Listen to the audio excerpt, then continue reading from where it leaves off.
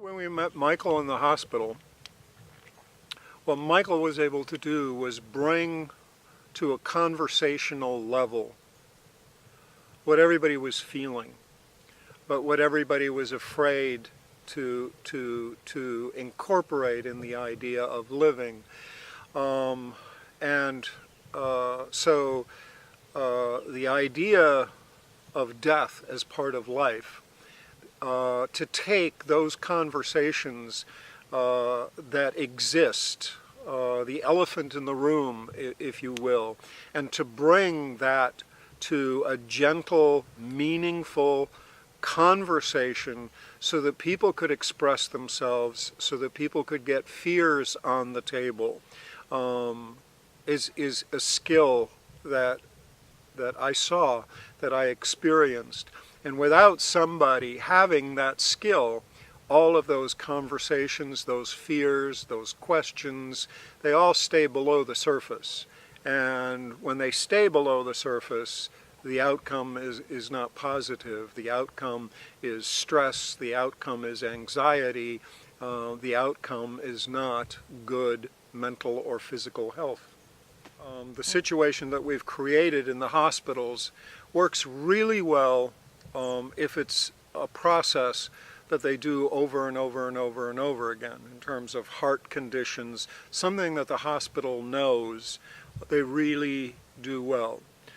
Something like my mom being 95 years old and having broken ribs and the institution not quite sure of what they're going to do, well, they don't do that so well.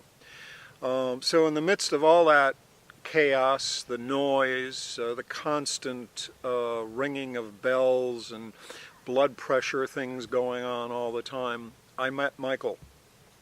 And it was like suddenly a peaceful calm walked into the room.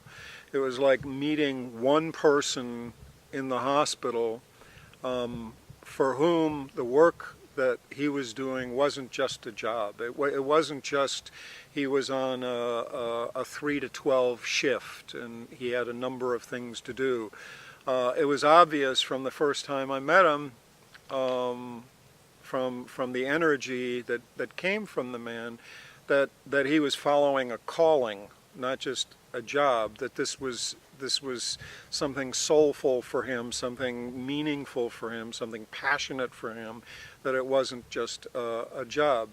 I met him 3 or 4 times during that week. He came in, he talked to my mother, he found a way to be honest with my mother. She related to him. He introduced what palliative care was all about.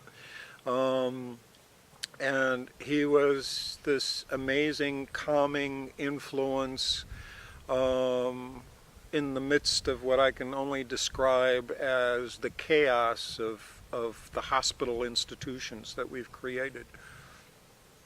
It seems to me that Michael is kind of, from a Jungian perspective, has the capacity to incorporate all religious perspectives and at the same time no religious perspective, so that it makes the approach with the individual patient much more unique and much more individual. It frees Michael to respond more to the individualness of the patient without any bias, without any projection onto that patient.